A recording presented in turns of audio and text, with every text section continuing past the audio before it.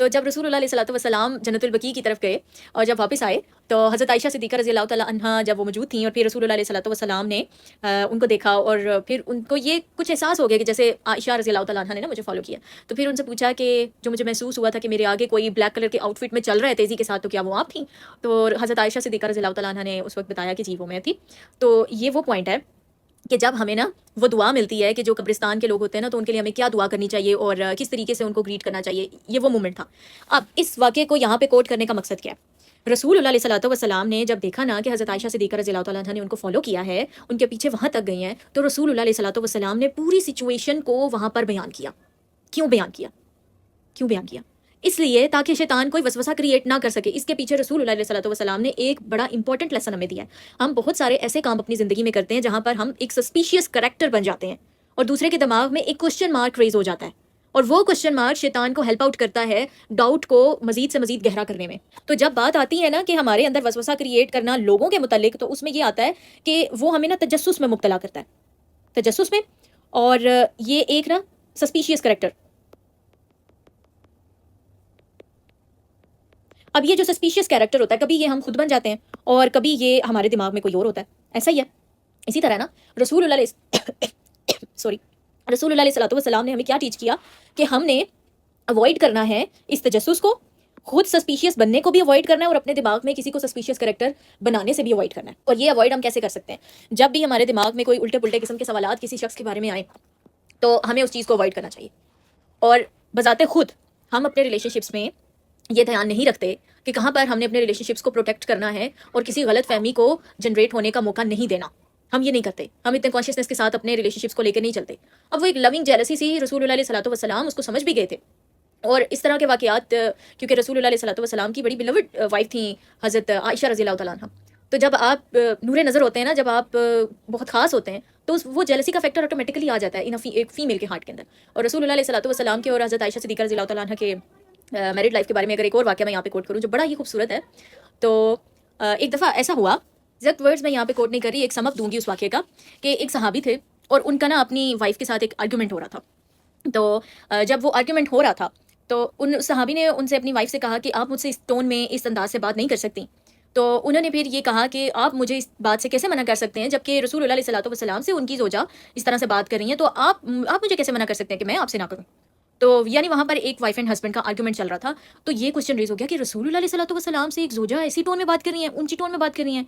तो हज़रत अबू बकर सिद्दीक़ रज़ियल्लाहु तआला अन्हा ने ये बात सुनी और उन्होंने हज़रत अबू बकर सिद्दीक़ रज़ियल्लाहु तआला अन्हु जब रसूलुल्लाह अलैहि वसल्लम के घर की जानिब गए, तो उस वक्त अब ये हो रहा था कि हज़रत आयशा सिद्दीक़ा रज़ियल्लाहु तआला अन्हा और रसूलुल्लाह अलैहि वसल्लम के दरमियान बातचीत हो रही थी। और बातचीत ऐसी थी कि हज़रत आयशा रज़ियल्लाहु तआला अन्हा की जो टोन थी वो थोड़ी हाई थी। तो हज़रत अबू बकर सिद्दीक़ रज़ियल्लाहु तआला अन्हु ने जब ये देखा, तो वो जैसे गुस्सा होता है ना एक बाप का, और वो आगे बढ़े और जैसे कि हज़रत आयशा रज़ियल्लाहु तआला अन्हा को मारने के लिए या फिर उनको डांट डपट करने के लिए कि ये कैसी टोन है जिसमें आप रसूलुल्लाह अलैहि वसल्लम से बात कर रही हैं ना। तो पहले हज़रत आयशा रज़ियल्लाहु तआला अन्हा रसूलुल्लाह अलैहि वसल्लम से ऊंची टोन में बात कर रही हैं और रसूलुल्लाह अलैहि वसल्लम चुप करके सुन रहे हैं, उस वक्त कोई आंसर नहीं कर रहे, कुछ नहीं कह रहे। तो हज़रत आयशा रज़ियल्लाहु तआला अन्हा क्या करती हैं कि जैसे ही हज़रत अबू बकर सिद्दीक़ रज़ियल्लाहु तआला अन्हु गुस्से में वो उनको डांट डपट करने के लिए आगे होने लगते हैं ना, तो वो दौड़ के जाकर रसूलुल्लाह अलैहि वसल्लम के पीछे छुप जाती हैं। तो ये वो मोमेंट होता है कि जब हज़रत आयशा रज़ियल्लाहु तआला अन्हा चंद सेकंड पहले रसूलुल्लाह अलैहि वसल्लम से ही एक हाई टोन में आर्गुमेंट कर रही हैं और उसके बाद जब बचाव की बारी आती है तो रसूलुल्लाह अलैहि वसल्लम के पीछे जाके छुप रही हैं। और जब हज़रत अबू बकर सिद्दीक़ रज़ियल्लाहु तआला अन्हु ये देखते हैं, तो उसके बाद तो वो अब तो कुछ नहीं कर सकते। तो उनको पता है कि अब मैं एक हज़रत आयशा को कि अब मैं एक ऐसे सिक्योर ज़ोन में हूँ जहाँ पर अब मुझे कोई कुछ नहीं कह सकता। तो फिर हज़रत अबू बकर सिद्दीक़ रज़ियल्लाहु तआला अन्हु जो है वो वहाँ से वापस चले जाते हैं और हज़रत रसूलुल्लाह अलैहि वसल्लम और हज़रत आयशा सिद्दीक़ा रज़ियल्लाहु तआला अन्हा जो है वो आपस में दोबारा से बातचीत हँसते मुस्कुराते जो है वो शुरू कर देते हैं। तो अब ये देखने की बात है कि ये वो लेवल है रसूलुल्लाह अलैहि वसल्लम के कंफर्ट जोन का जो उन्होंने अपनी वाइफ को प्रोवाइड किया। और उनको पता है कि ये हाई टोन में या किसी भी तरीके से अगर मुझसे बात कर रही है ना, तो जब भी इनको प्रोटेक्शन की या किसी भी चीज़ की ज़रूरत होगी ना, तो सबसे पहले इनकी नज़र में जो होगा वो सिर्फ रसूलुल्लाह अलैहि वसल्लम है। तो ये रसूलुल्लाह अलैहि वसल्लम ने उस रात जो क्लैरिफिकेशन दी अपनी सिचुएशन की कि वो जन्नतुल बकी में गए और वहाँ पर वो क्यों गए और वहाँ पर उन्होंने क्या दुआ पढ़ी, और जब हम इस तरह से कब्रिस्तान के पास से गुजरते हैं हमें क्या दुआ पढ़नी चाहिए, ये पूरा रसूलुल्लाह अलैहि वसल्लम ने सिनेरियो बयान करने के बाद हमें वो दुआ सिखाई है। क्यों? क्योंकि रसूलुल्लाह अलैहि वसल्लम ने हमें वहाँ पर ये टीच किया है कि हमने खुद को एक सस्पिशियस कैरेक्टर नहीं बनने देना, एक ऐसी सिचुएशन में पुट नहीं करना हमने जहाँ पर हमारे लिए कोई ऐसा डाउट क्रिएट हो सके जो हमें मुश्किल में डाल सकता है। हम अक्सर गफलत में, हमें पता ही नहीं होता, हम अपने आप को ऐसा सस्पिशियस कैरेक्टर बना देते हैं, दूसरे के दिमाग में बहुत सारे ऐसे डाउट्स आ जाते हैं, बदगुमानियाँ आ जाती हैं, और ये बदगुमानी, ये नेगेटिव थॉट्स ये जो डाउट्स हैं ना, ये बेसिकली नेगेटिव थॉट्स हैं, और इन नेगेटिव थॉट्स की वजह से फिर जो रिलेशनशिप्स हैं वो खराब हो जाते हैं लोगों के। और मेजॉरिटी ये हो रहा है, मेजॉरिटी केसेस में आप लोग देख रहे होंगे पूरी की पूरी फैमिलीज एक दूसरे से बात करना बंद कर देती हैं, आपस के रिलेशनशिप्स डिस्ट्रॉय हो जाते हैं जस्ट फॉर दिस के दिमाग के अंदर ऐसी बातें होती हैं जो जुबान से कम्युनिकेट नहीं की होती, ऐसी बातें। तो अपने दिमाग के अंदर वो सोचते जाते हैं दूसरा ये कर रहा है, वो कर रहा है, ये ऐसे है, वो वैसे है। आपस में अगर क्लैरिफाई कर लें, सिचुएशन को खोल के देख लें, बिकॉज ये ऐसा नहीं होता कि यू वर्सेस मी, ये होता है वी वर्सेस द प्रॉब्लम। तो हमने प्रॉब्लम के अगेंस्ट उस चीज़ को सॉल्व करना होता है, हमने एक दूसरे के अगेंस्ट नहीं आ जाना होता। तो रिश्तों में हमें एक दूसरे को स्पेस देनी चाहिए, मार्जिन देना चाहिए। और ये बात याद रखिएगा कि जहाँ कहीं पर कुछ ऐसा होना जो आपको लगे कि नहीं होना चाहिए, वहाँ पर एक एक्सक्यूज़ अपने माइंड में जनरेट करेंगे, ये वजह हो सकती है, हो सकता है ये वजह जिस वजह से इसने ये किया है। उसके लिए बदगुमानी अपने दिमाग में लेकर मत आए, क्योंकि जैसा आप सोचेंगे ना वैसा होता चला जाएगा। आपकी सोच की एक एनर्जी होती है, हर थॉट की ना एक एनर्जी होती है, और ये एनर्जी आपसे उस फलां इंसान को ट्रांसफ़र हो जाती है। जैसे कि अगर मैं यहाँ पर इस वक्त बैठी हूँ और मैं अपने दिमाग में किसी के लिए सोच रही हूँ डिस्टर्ब थॉट्स, नेगेटिव थॉट्स, कि उसने ये किया या वो वैसा है या ये ऐसा होगा या ये हमेशा बुराई करता है, दूसरे इंसान को ये एनर्जी फील होने लग जाएगी, उसकी अपनी एनर्जी फील्ड में। इस पॉइंट को ऐसे समझो जैसे कि ये एक इंसान है ना, मिड में समझ लो इसको इंसान ही, चलो इसको मैं एक इंसान के रूप में ही बना देती हूँ। This is some kind of इंसान, ओके, एक्सेप्टेबल है। तो ये एक इंसान है भाई, ना भी हो तो बना लो। और ये उसके इर्द गिर्द एक एनर्जी फील्ड होती है, इसको बेसिकली कहते हैं औरा। आजकल तो आपने इसको काफ़ी इसका सुन लिया होगा, ये औरा। और ये होती है बेसिकली एक एनर्जी फील्ड। ये एनर्जी फील्ड कहाँ से आती है? इंसान की बॉडी के अंदर ना एनर्जी पॉइंट्स होते हैं, ठीक है, ये 6 to 7 होते हैं, और इन एनर्जी पॉइंट से एनर्जी जो है ना वो बाहर की तरफ रेडिएट होती है। अब इस जो एनर्जी फील्ड के अंदर ना हमारे ब्रेन के अंदर थॉट्स होते हैं। एक दिन के अंदर इंसान को 60 to 70,000 थॉट्स आते हैं, ठीक है। ये 60 to 70,000 थॉट्स अब अगर नेगेटिव हैं तो फिर क्या हुआ? इस पूरी फील्ड का सत्यानाश हो, ठीक है। और अगर ये पॉजिटिव है तो फिर ये पूरी की पूरी फील्ड ग्लो करेगी। जो मैं कहती हूँ ना, grow and glow in your life. आप ग्लो अपनी लाइफ में जस्ट उस वक्त कर सकते हो जब आपका माइंडसेट चेंज होगा। आपकी ग्रोथ आती है आपकी ग्रूमिंग से, आपकी आगे बढ़ने की जिद्दत से, नई चीज़ें सीखने से, इल्म हासिल करने से, अच्छी तरबियत से। और आप ग्लो करते हो जब आपका माइंडसेट बिल्ड होता है, और जब आपका कुरानिक माइंडसेट बिल्ड होता है, जब आप एक नई नज़र से चीज़ों को देखना शुरू करते हो। अंदाज़े नज़र बदल जाए तो नज़ारा बदल जाता है। आप लोग एक एक्सपेरिमेंट करना, आपके पास लोहे का कोई टुकड़ा है और एक मकनातीस है। आप उस लोहे के टुकड़े को ना, जैसे कि अगर ये लोहे का टुकड़ा है और या ये लोहे का टुकड़ा हो गया और ये हो गया मकनातीस, और इस मकनातीस से मैं इस लोहे के टुकड़े को टच करती जा रही हूँ। ये जो मकनातीस है पता क्या करेगा? वो उस लोहे के टुकड़े के अंदर मकनातीसियत पैदा कर देगा, ठीक है, अट्रैक्ट करने की सलाहियत पैदा कर देगा। और अब याद रखना कि जैसे इस मकनातीस ने इस लोहे के टुकड़े के अंदर मकनातीसियत पैदा कर दी है, तो इसमें क्या था कि मैंने जस्ट उस लोहे के टुकड़े को टच किया है उस मकनातीस से। हमारा ये ब्रेन टच होता रहता है थॉट्स से। अगर ये नेगेटिव थॉट्स आते जा रहे हैं तो आपका पूरा ब्रेन नेगेटिव हो जाएगा, आपका पूरा ऑरा नेगेटिव हो जाएगा, आपकी एनर्जी फील्ड तबाह होकर रह जाएगी। और अगर ये पॉजिटिव है ना तो इसके अंदर पॉजिटिविटी पैदा होनी शुरू हो जाएगी, आप मैग्नेटिक बन जाओगे। और ये मैग्नेटिक फील्ड क्या होती है? इलेक्ट्रोमैग्नेटिक फील्ड, ये सुना होगा। यहाँ पर मैं एनर्जी फील्ड में ना ये इजाफा कर देती हूँ कि इलेक्ट्रो मैग्नेटिक फील्ड।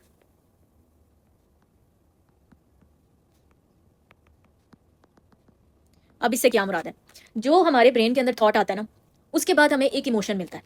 इसको समझो ज़रा, ये एक मॉडल है, ये थॉट है, ठीक हो गया। उसके बाद एक इमोशन आएगा आपके पास। जैसे अगर दो केसेस देखते हैं, एक तरफ केस है कि किसी के पास थॉट आया कि उसका जो बारिश हो रही थी तो जो लव्ड वन था उसकी डेथ हो गई, तो ये थॉट कौन सा है? गम का है। एक ऐसी याद जिसमें किसी अपने को खोया है, तो ये कौन सा इमोशन होगा यहाँ पर? दुख का, गम का, आंसू, ऐसा ही है। खुशी तो नहीं होनी, सुकून तो नहीं होना इस केस में। अब इसके बाद एक एक्शन जनरेट होता है। ये पिछले एपिसोड्स में भी मैंने चीज़ समझाई है, मैं इसको अभी थोड़ा डिटेल में कर रही हूँ। एक्शन के बाद एक रिजल्ट आता है। जाहिर बात है कि जिस मोमेंटम के साथ एक्शन किया होगा उसी मोमेंटम का रिजल्ट आना है। अगर एक हैप्पी मूड में एक्शन हो तो हैप्पी उसका रिजल्ट आएगा ना। अब इसके बाद एक बिलीफ होता है दिमाग के अंदर, यानी यकीन होता है, हमारे बिलीव्स होते हैं, हमारा माइंडसेट होता है। ये जो होता है ना बिलीव्स, ये होते हैं आपके सबकॉन्शियस के अंदर। सबकॉन्शियस क्या है भाई? आसान अल्फाज में समझो, आपके दिमाग के दो हिस्से, एक कॉन्शियस और एक सबकॉन्शियस। सबकॉन्शियस वो है जैसे आप सांस ले रहे हो, आपकी ये दिल की धड़कन चल रही है, आपकी बॉडी के वो सारे मामलात जो खुद ब खुद हो रहे हैं, ये आपके सबकॉन्शियस से डील हो रहे हैं। और आपकी लाइफ में 95% पार्ट आपके सबकॉन्शियस का होता है, 5% पार्ट आपके कॉन्शियस ब्रेन का होता है, ठीक हो क्या? अब ये हो गया, यहाँ तक चीज़ समझ में आ गई। अब इसका असर क्या होता है भाई? ये जो अभी मॉडल मैंने आपके सामने ये बनाया, इसका असर क्या होता है?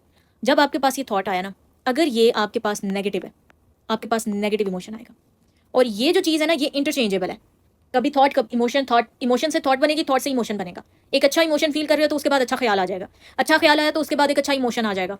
ऐसा ही है। इमोशन क्या है? बेसिकली जज्बात। हमारी सोसाइटी के अंदर आप लोगों ने ये देखा होगा कि लोग सबसे ज़्यादा जिस इमोशन को प्रैक्टिस करते हैं वो दुख है, गुस्सा है, गम है, स्ट्रेस है, डिप्रेशन है। ये वो इमोशंस है जिनको लोग प्रैक्टिस कर रहे हैं। हैप्पीनेस के इमोशन को प्रैक्टिस नहीं किया जा रहा, सुकून के इमोशन को प्रैक्टिस नहीं किया जा रहा। एक हेल्दी जो इमोशनल स्टेट है ना, वो हमारी यहाँ पर नहीं है। एक उसकी वजह जनरेशनल ट्रॉमाज है। जनरेशन अपनी जो ट्रॉमाज हैं वो पास आउट कर रही है अपनी नेक्स्ट जनरेशन को, साइकिल्स को तोड़ा नहीं जा रहा। जो हिदायत है ना आपको दो रास्तों से मिलती है, या तो आपको आपके वालिदैन की तरफ से मिल जाएगी, आपकी अपब्रिंगिंग में आपको वो मिलेगी, या फिर दूसरा रास्ता ये होता है कि आपको ऐसा एक्सपोजर मिलेगा कि अल्लाह आपको हिदायत पहुंचा देगा। हिदायत आपकी तरफ आएगी ज़रूर। अगर आपके वालिदैन जनरेशनल ट्रॉमास का शिकार थे, वो नहीं आपको वो इल्म दे सके जिसकी वजह से आपने आगे बढ़ना था, तो अल्लाह ताला आपकी ज़िंदगी में एक्सपोजर भेजते हैं। और उस एक्सपोजर के बाद खुद को बदलना आपके अपने अंदर होता है। अब ये नेगेटिव थॉट्स क्या है? 60 to 70,000 thoughts in a day. आप एक टुकड़े को, लोहे के टुकड़े को मकनातीस से टच करते जाएं, उनके अंदर मकनातीसियत पैदा हो जाती है। वो इंसान जो 24 घंटों में से 22 घंटे नेगेटिव थॉट्स को ले रहा है, नेगेटिव इमोशंस को ले रहा है, उसका ऑरा पॉजिटिव कैसे होगा? उसका ऑरा मैग्नेटिक कैसे होगा? उसकी इलेक्ट्रोमैग्नेटिक फील्ड का तो सत्यानाश हुआ पड़ा होगा ना। हमारे इधर ये जो इमोशंस होते हैं ना, किसी दिन मैं आप लोगों को ये भी दिखाऊंगी कि ये जो कैफियत, ये जो जज्बात होते हैं, ये हमारी बॉडी की वाइब्रेशन को क्या करते हैं। एक ऐसा पर्सन जिसके दिमाग के अंदर ना सारी नेगेटिविटी भरी हुई है, ये सारी नेगेटिविटी, तो इसकी वाइब्रेशन बॉडी की डाउन चली जाती है। डाउन जो एक हेल्दी एक स्टेबिलिटी की स्टेट होती है ना, वो आपको ऑलमोस्ट तकरीबन 400 के लेवल पर मिलती है। यहाँ पर कह लो कि 50 का लेवल, 100 का लेवल, और उसके बाद 200 का लेवल, 250 का लेवल। 400 से बेसिकली आपके अंदर ना रीजनिंग आनी शुरू होती है कि क्या, क्यों, कैसे ये करना है, तो क्यों करना है, इसके पीछे रीज़न क्या है, हमें खुद को बदलना है। आप एक रिस्पॉन्सिबिलिटी के लेवल पर आ जाते हो। आपकी लाइफ के अंदर एक चेंज आता है कि नहीं, मैंने खुद को बेहतर बनाना है। और फिर 400 से ऊपर जो है ना, आपकी 400 से ऊपर आपकी वाइब्रेशन बॉडी की हाई होने लग जाती है। और ये जितने भी ट्रॉमाज होते हैं, ये जितने भी नेगेटिव थिंकिंग होती है, ये आपकी बॉडी के अंदर ट्रैप हो जाती है। आपकी बॉडी के अंदर ये एनर्जी ट्रैप होती है। हमारे थॉट्स की जो एनर्जी होती है, हमारी इमोशंस की जो एनर्जी होती है, आपके जो पट्टे हैं ना, ये जो कंधे हैं, शोल्डर्स में ज़्यादा पेन क्यों होता है, क्यों ये भारी फील होते हैं? यहाँ पर आपकी वो नेगेटिव एनर्जी, जो स्ट्रेस्ड एनर्जी होती है ना, कभी कभी जो गम की हालत होती है ना, गम की हालत में रुलाया जाता है। क्यों रुलाया जाता है? ताकि अंदर से वो गुबार निकले, अंदर से वो एनर्जी जो है ना वो बाहर निकले। बहुत सारे लोग कहते हैं कि नहीं मैं बहुत स्ट्रांग हूँ, मैंने नहीं रोना, मैंने आंसू नहीं बहाने। वो क्या कर रहे होते हैं? वो उस एनर्जी को, अनप्रोसेस्ड एनर्जी को अपने अंदर स्टोर कर रहे होते हैं। जो बेली का एरिया, जो हिप्स का एरिया, जो शोल्डर्स का एरिया, ये वो बॉडी पार्ट्स हैं जहाँ पर वो एनर्जी, सप्रेस्ड एनर्जी स्टोर्ड हो जाती है। और फिर ये जब तक आप इसको क्योर नहीं करते, ये निकलती नहीं है। और ये आपकी बॉडी की वाइब्रेशन को डाउन करती है। आपकी पूरी बॉडी के सेल्स की एक वाइब्रेशन होती है, एक कलेक्टिव वाइब्रेशन, और उसी के अकॉर्डिंग आपकी लाइफ की रियलिटी होती है। याद रखें, इलामा इकबाल का शेर है, तकदीर के मोहताज चरिंद और परिंद होते हैं, इंसान तकदीर का मोहताज नहीं होता। इंसान अपनी चॉइसेस से, अपने अमल से अपनी तकदीर बना रहा होता है। आप आज बदल जाएं, आपका कल बदल जाएगा। और अगर आप आज नहीं बदलेंगे, आपका कल भी नहीं बदलेगा। ये हकीकत है। और ये वो इलेक्ट्रोमैग्नेटिक फील्ड है जिसकी वजह से हम अपनी तरफ चीज़ें अट्रैक्ट कर रहे होते हैं। ये जो नेगेटिविटी है, ये जो बदगुमानी है, ये जो जन है, अल्लाह ताला क्या फरमाते हैं? मैं अपने बंदे के गुमान के मुताबिक हूँ। आप जो सोचते हैं, आप जो गुमान करते हैं, वो आपके साथ हो रहा होता है। नेगेटिव गुमान करोगे, नेगेटिविटी आपकी तरफ आ रही होगी। Law of attraction is a reality and we are accountable for this. हम एज अ मुस्लिम इसके लिए अकाउंटेबल हैं कि हमने इसको यूज़ किस चीज़ के लिए किया है। ये एक ह्यूमन पावर है, इसको इस्तेमाल करने का ना एक ढंग होना चाहिए। पॉजिटिव लॉ ऑफ अट्रैक्शन क्या है कि हम पॉजिटिविटी की तरफ आगे बढ़ें, हम अपने दिमाग को पॉजिटिव थॉट्स दें, हम अपने बोलने का अंदाज बेहतर करें, अपनी ग्रूमिंग करें, अपने आप को बेहतर से बेहतर लेकर जाएं, लाइफस्टाइल को अपडेट करें, अपनी हैबिट्स को चेंज करें। शैतान का घर बुरी आदतों में होता है। आप एक कम्बिनेशन है, a man is a combination of his habits. आपकी जो हैबिट्स हैं वही आपकी हकीकत है, और आपकी हैबिट्स की वजह से आपकी पूरी ये इलेक्ट्रोमैग्नेटिक फील्ड बन रही होती है। और बहुत सारे लोगों का नेगेटिव लॉ ऑफ अट्रैक्शन जो है वो एक्टिव होता है। एक्टिव ये होगा, जैसे ग्रेविटी एक्टिव है उसी तरीके से ये लॉ ऑफ अट्रैक्शन भी एक्टिव होता है। वेस्ट में गलती क्या की जाती है? वो अल्लाह को माइनस कर देते हैं इस इक्वेशन से, ठीक है। वो यूनिवर्स को डायरेक्ट कर देते हैं कि यूनिवर्स ने हमें ये देना है, वो देना है, वो देना है। वो प्रैक्टिस करते हैं, ग्रेटिट्यूड को प्रैक्टिस करते हैं, शुक्रगुजारी की तरफ लेके जाते हैं खुद को, लाइफस्टाइल को अपडेट करते हैं, एक्सरसाइज को अपनी डे का पार्ट बनाते हैं, खुद को खुश रखने की कोशिश करते हैं, पॉजिटिव थिंकिंग को, पॉजिटिव इमोशंस को एक्सपीरियंस करते हैं, उनको प्रैक्टिस करते हैं। एंड डे बाय डे उनकी लाइफ चेंज हो रही होती है, क्योंकि वो चेंज हो रहे होते हैं। हकीकत में वो खुद को बदल रहे होते हैं, इसलिए उनके हालात बदल रहे होते हैं। अल्लाह ताला आपके हालात बदल देते हैं उस दिन जिस दिन आप खुद को बदलते हैं। तो ये थी वो बात जो मैंने आपको थॉट्स रिलेटेड समझानी थी। और ये वो थॉट्स और नेगेटिव थिंकिंग है जिसकी वजह से फिर हमारे रिलेशंस, अल्लाह ताला के साथ जो हमारा रिलेशनशिप है, या फिर हमारा जो लोगों के साथ रिलेशन होता है, उसको ये तबाह कर देता है। And the next thing is relationship with ourselves. आपको ये पूरी कहानी समझाने के पीछे मकसद पता क्या था? वो मकसद ये था कि ये वो आखिरी चीज़ है कि जिसमें शैतान ने हमारी कम्युनिटी को तबाह कर दिया है, उसने माइंडसेट तबाह कर दिया है। आपको हर दूसरा तीसरा बंदा मेंटल इलनेस के अंदर नजर आएगा। मेंटल इलनेस का मतलब ये नहीं है कि आप दिमागी तौर पर पागल इंसान हो, आप डिप्रेशन में हो, स्ट्रेस में हो, ओसीडी, एग्जाइटी क्या है? मुस्तरिब होना। मुस्तरिब होना क्या है? कि आप मुस्तकबिल को लेकर परेशान हो, ऐसे परेशान कि आप अपनी लाइफ में जो प्रोडक्टिव वर्क है वो कर ही नहीं पा रहे। आप अपने मकसद की तरफ एक राइट वे में, कंसिस्टेंसी के साथ, स्टेबिलिटी के माइंडसेट के साथ आप लोग नहीं बढ़ पा रहे हो। ये एग्जाइटी होती है जो मुस्तरिब कर देती है एक इंसान को आने वाले वक्त से रिलेटेड। ईमान वालों के पास ना तो गम होगा ना खौफ होगा, उनके पास खौफ नहीं होता। ये खौफ क्या होता है? आने वाले मुस्तकबिल का होता है। उनके दिमाग के अंदर फेयर होता है। ये जो लोग होते हैं जिनको जो अपनी ज़ात से रिलेटेड वसवसे के अंदर चले जाते हैं, वो आने वाले वक्त को लेकर खौफ में होते हैं। वो आने वाले वक्त की एग्जाइटी में ऑल द टाइम मौजूद होते हैं, और वो एग्जाइटी उनको एंशियस स्टाइल की तरफ ले जाती है, एंशियस माइंडसेट की तरफ ले जाती है। जो एंशियस स्टाइल था अटैचमेंट का, वो मैंने लास्ट एपिसोड्स में एक्सप्लेन भी किया है कि उस वक्त ये हिसाब है कि आपको ना दुनिया में बरकत नज़र नहीं आ रही होती। हालांकि एक दफ़ा नज़र खोलो, आसमान में बरकत है, आपको आसमान का कोई किनारा नज़र नहीं आ रहा होता। आप दरख्तों को देखो, हर तरफ आपको ज़मीन में दरख्त नज़र आ रहे होंगे, बरकत है। परिंदों में बरकत है, जानवरों में बरकत है, सूरज की रोशनी सिर्फ एक हद तक महदूद नहीं है, सितारे, ये जो रात के अंधेरे में सितारों की एक चादर होती है, कितनी बरकत है। हमारी नेचर में बरकत मौजूद है, अबंडेंस मौजूद है। लेकिन जो एंशियस माइंडसेट होता है ना, एंशियस स्टाइल जो होता है रिलेशनशिप का, अटैचमेंट का, क्योंकि सारी बात है किसी ना किसी चीज़ के साथ इंसान अटैच होगा तभी उसको फेयर हो रहा होता है, डर होता है उस चीज़ को खो जाने का, उस चीज़ से अलग हो जाने का। तो ये खौफ किस वजह से होता है? ये एंशियस माइंडसेट क्या होता है? ये anxious relationship style, attachment style क्या होता है? ये इसी वसवसे की वजह से होता है। इसी वसवसे की वजह से शैतान एक छोटे छोटे कदमों के साथ ना इंसान को इस जानिब लेके जाता है, एकदम से नहीं जाता।